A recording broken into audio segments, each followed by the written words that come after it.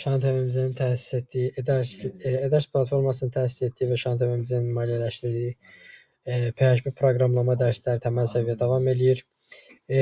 Bu dərsdə biz budaqlanan alqoritmə baxacağıq. Budaqlanan alqoritm nədir? İlk öncə onu fikirləşək. Keçən dərs xətti alqoritmdə qalmışıq.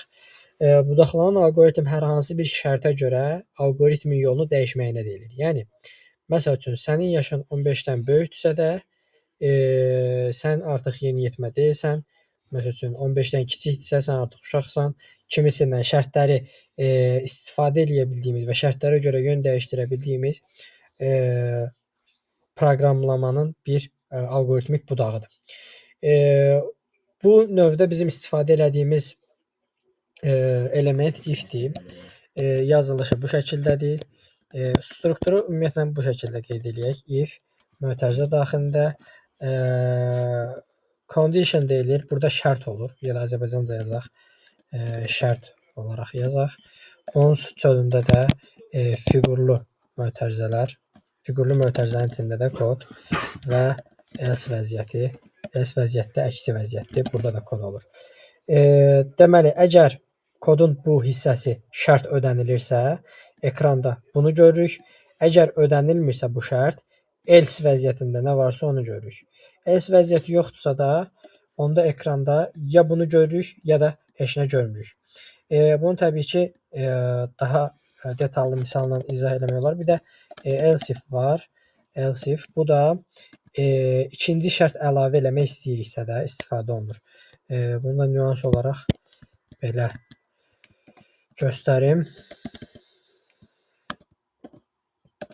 Gördüyünüz kimi else if-də ikinci şərt əlavə olunur, ancaq else-də şərt əlavə olunmur. Bunu təbii ki, misalla görəndə daha yaxşı başa düşəcək.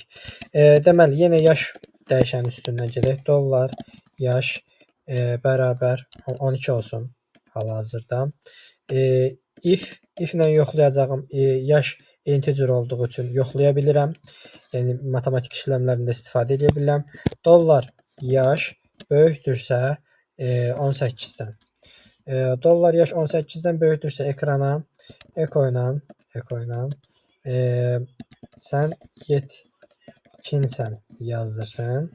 Else vəziyyətində isə, yəni əksi vəziyyətdə isə eko sən uşaqsan yazsın. Bunu indi kodu işə salaq. Sən uşaqsan, çünki 18 yaşından kiçikdir. Yəni, birbaşa bu vəziyyət alındı. Bəs yaxşı, buranı 19 olaraq dəyişdirsəm, sən yetkinsən çıxdı. Burada bəzi problemlər var. Məsəl üçün, uşaq dediyim insan teorik olaraq yeniyetmədən aşağıdadır. Yəni, yeniyetməni də biz yoxlaya bilərik. Bu o deməkdir ki, else if şərt daxil edirəm. Dollar yaş dəyişəni böyük olmalıdır. Böyük olmalıdır. 16 idi səhv eləmirəmsə yeniyetmələr üçün yaş məhdudiyyəti. Buranı da qeyd elədim. Buranı da sildim. Burada sən yeniyetməsən qeyd elədim və 18 yox, 19 yox, 17 yazaq. Çünki arada olmalıdır bizim rəqəm. Sən yeniyetməsən. Ancaq burada belə bir problem var. Bu adam həm 12-dən yuxarı, ya 18-dən aşağı, ancaq bu aralıqdadır. Burada yəni və operatoru işlətməyimizə məcbur qala bilərik. Məsəl üçün, biz 18 yaşında birini qeyd eləsək, bu yeniyetmə olacaq deyə yox, sualının cavabı əslində gördüyünüz kimi dəyişmir. Yeniyetməsən. Çünki bu şərt ödənmir. 18-ə bərabərdir, böyük deyil. Onun üçün də burada AND operatorundan istifadə edirik. AND operatorundan da yoxlayacağımız ikinci şey 18-ə bərabər olub olmamağıdır.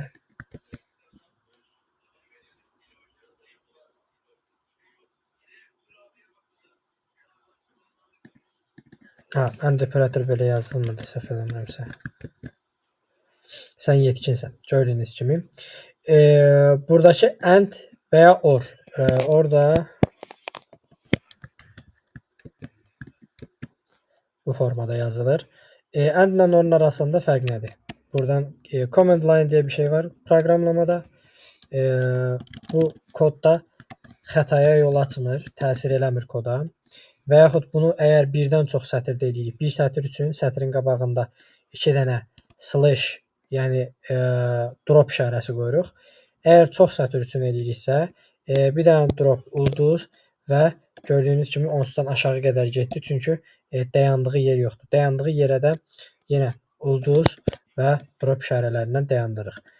Drop ulduz, ulduz drop. Bura yaza bildik. Tək xətlikdən istifadə eləməyəcəm, çünki yazacağım şey biraz uzundur. Deməli, and və or və ya.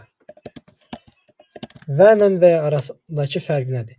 Və hər ikisi olduğu halda mənə yazı yazmaq üçün qələm və dəftər gətir. Yəni, mənə yazı yazmaq üçün həm qələm lazımdır, həm dəftər lazımdır. Qələm olub, dəftər olmasa yazı yazamıram, dəftər olub, qələm olmasa yazı yaza bilmirəm. Yəni, şərtlərin iki şərtin ikisi də ödənməlidir. Bunu həddən artıq çox şərtlə eləyə bilərik. Məsəl üçün, qələm, dəftər, masa olsa da olmasa yaza bilmirəm məsəl üçün. Bu situasiya üçün keçərlidir. Or isə tam tərsi, hər hansı bir şərt doğrudursa, o əməliyyatı yerinə yetirir. Məsəl üçün, mən susamışam deyək ki, mənə çay və ya kofe gətir. Bu o deməkdir ki, çay da olsa mənim susuzluğum gedir, kofe də olsa mənim susuzluğum gedir, hətta məsələn su da olsa mənim susuzluğuma təsir eləyir. Ancaq ikisi bir yerdən olsa, yəni kofe də, çay da gətirsə, arada fasilə ilə biraz birini soyutmaq şərti ilə ikisini də içə bilirəm.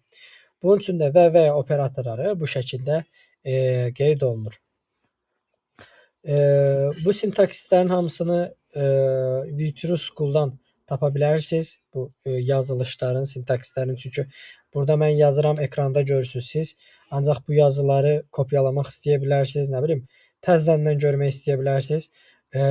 Bu linklərin hamısını, bu mətnlərin hamısında Ederson platformasında PHP-nin təməl dərsləri bölməsində ödənişsiz olaraq əldə edə